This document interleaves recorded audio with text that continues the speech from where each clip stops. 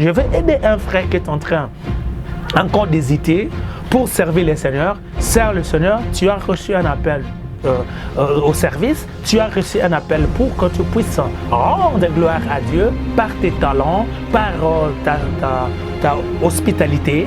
Dieu a fait en sorte que tu arrives à développer un talent ou un potentiel, permet que cela t'amène à bénéficier de la couronne.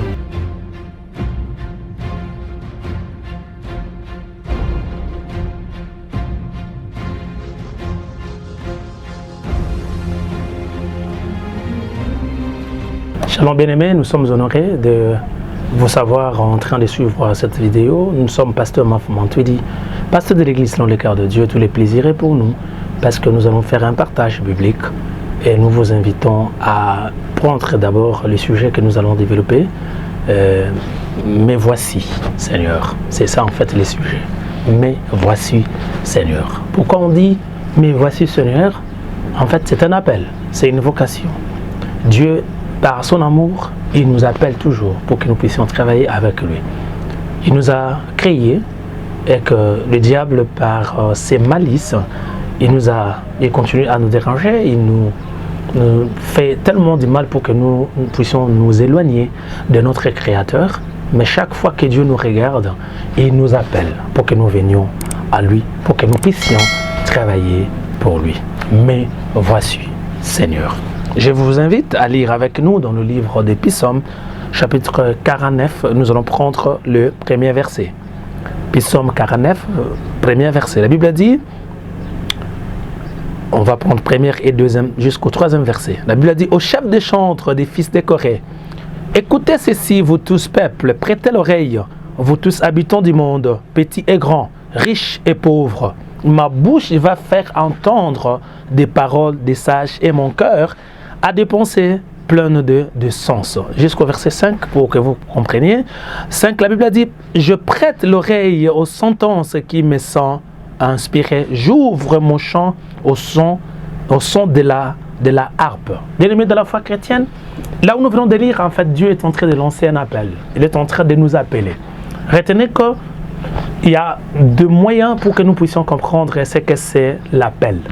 Regardez, vous allez vous rendre compte que chacun de nous, en fait, ou bien dans notre environnement, il y a toujours des gens, en fait, qui nous disent que j'ai été appelé par Dieu. Il y a des gens qui sont sûrs et certains qu'ils ont reçu un appel. Il y a vraiment des gens qui croient qu'ils sont bénéficiaires, si vous voulez bien, d'une vision de la part du Seigneur. Ils sont bénéficiaires de cette vision, mais comment ils ont fait pour arriver à bénéficier de cette vision? Comment Dieu parle?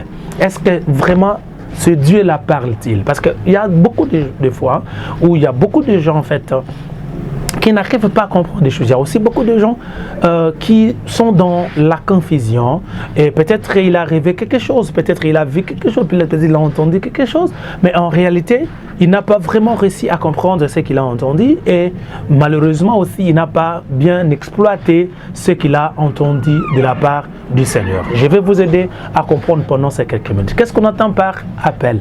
Appel, il n'y a pas autre chose à vous expliquer ou il n'y a pas vraiment des choses trop savants à vous expliquer. Il s'agit juste de bénéficier d'un message. C'est ça en fait ce qu'on appelle un appel. Il s'agit en fait de bénéficier d'une directive. Il s'agit de bénéficier d'une vision. Mais comment on peut arriver à comprendre que c'est l'appel, c'est un appel divin? Retenez qu'un appel peut se faire par un songe. Si vous voulez bien, tu as un rêve. Dieu peut te communiquer, peut t'appeler au service. Il peut t'appeler à un service par un rêve. Il te fait faire un rêve. En te faisant comprendre le message de ces rêves, il peut t'aider à comprendre ce qu'il attend de toi. Parce qu'en réalité, l'appel de Dieu, en fait, c'est une transmission en fait de responsabilités. Dieu, qui est responsable, il met une responsabilité à toi. Il met cela dans ta vie. Il te permet en fait de travailler pour lui. Il te permet en fait de faire des choses que lui pensait faire, du fait qu'il est esprit et qu'il ne pourra pas le faire physiquement, excusez-moi de dire ça parce que c'est très important, ne pourra pas le faire physiquement, il emprunte en fait ton corps qui est physique pour qu'à travers toi, qu'il arrive à atteindre ses objectifs. C'est ça en fait l'appel. Tu peux les recevoir par un songe, tu peux aussi les recevoir par la sensibilité, retenez ça, par la conscience. Parce que la sensibilité, en fait, lorsque tu es sensible, Dieu peut te communiquer un message. Lorsque tu es sensible, Dieu peut te donner un message. C'est pour cela, dans le langage biblique, on parle de la conscience. C'est-à-dire, lorsque tu es submergé par un appel divin, qui passe par ta conscience. Tu sens que dans l'intérieur de ta vie, tu as un message qui résonne en toi. Tu as un message qui touche ton esprit. Parce que dans ce niveau-là de la sensibilité ou de la conscience, c'est l'esprit en fait qui travaille. Ton esprit arrive à percevoir quelque chose de spirituel que ton intelligence n'arrivait pas à percevoir. Si vous voulez bien, ton corps n'arrivait pas à comprendre. Lorsque ton esprit arrive à capter quelque chose, un message divin, ou à capter comment dirais-je, cet appel divin, c'est-à-dire on peut considérer ça comme une vocation que tu as reçue de la part du Seigneur. Et ça peut aussi se faire par la voix audible, comme c'était le cas de Moïse. Il a entendu la voix l'appeler. Il a entendu quelqu'un l'appeler en lui disant « Venez ». Vous comprenez? C'est-à-dire, lorsqu'il a vu le buisson plutôt s'allumer, il a entendu la voix. C'est-à-dire, Dieu lui a expliqué ce qui était en fait le sens même de son appel, ce qui était en fait les canevas de son travail. C'est-à-dire ce qu'il allait faire. Pourquoi j'insiste là-dessus? Parce que très souvent, vraiment des milliers de chrétiens, ils ont reçu ou ils ont été bénéficiaires, si vous voulez bien, de messages de la part du Seigneur, des appels de la part du Seigneur. Malheureusement, ils n'ont pas reçu à bien les comprendre et cela a pris beaucoup de temps pour qu'ils puissent bénéficier du coaching, si vous voulez bien, d'un message ou d'une explication de la part de quelqu'un qui a été élevé. Regardez, vous allez vous rendre compte. Regardez le cas de Samuel. La Bible a dit que pendant son songe, Dieu l'appela. Vous comprenez ça, c'est très important. C'est-à-dire, il était en train en fait de rêver, mais en étant en songe, il avait reçu un appel, une voix, c'est-à-dire une voix percée, parce qu'il dormait, une voix avait percé en fait son corps jusqu'à son esprit pour arriver plutôt à comprendre que quelqu'un l'appelait.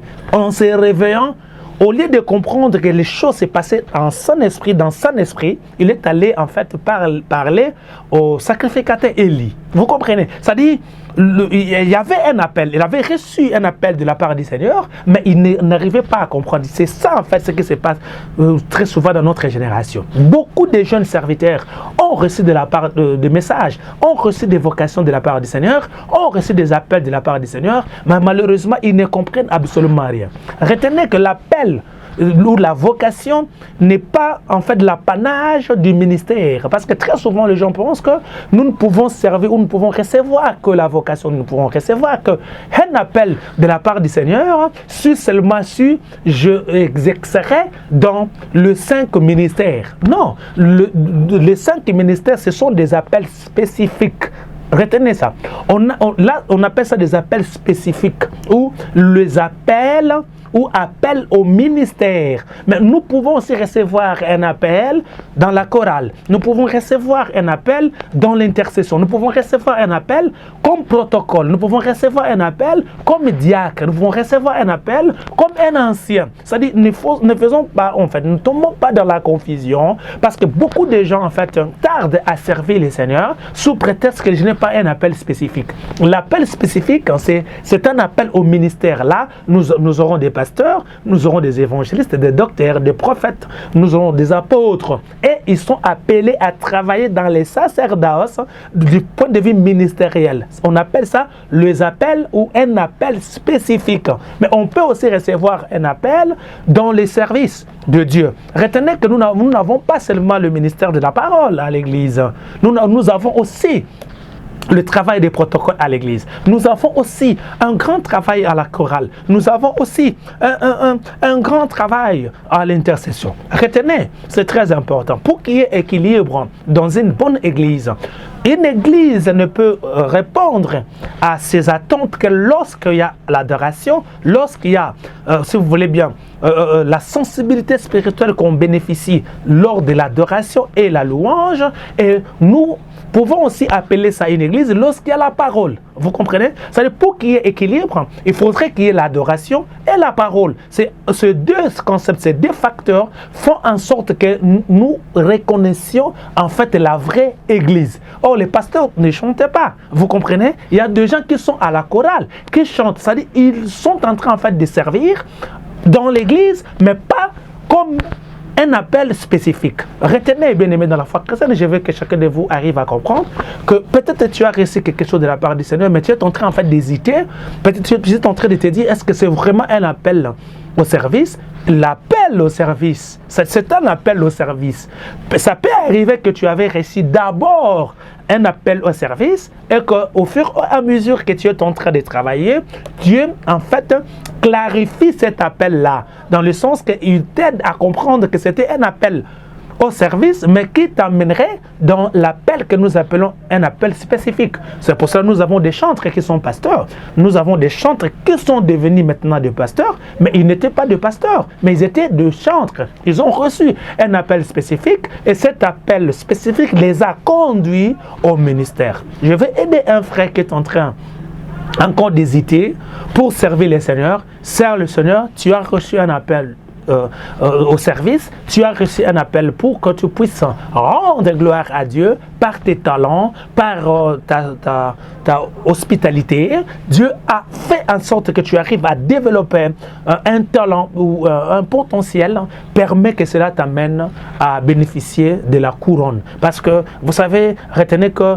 Dieu, en fait, il ne fait pas de distinction comment dirais-je, des hommes. Vous comprenez? C'est-à-dire, Dieu t'a choisi pour ces services, il va te récompenser par rapport à ces services. Que tu aies un appel spécifique ou pas, ce que tu fais pour Dieu, ce que tu as reçu, c'est un appel au service, sers Dieu, Dieu va te récompenser et Dieu va te bénir. Nous avons vraiment voulu partager ces moments avec vous pour que chacun de vous arrive à comprendre ce que Dieu attend de lui.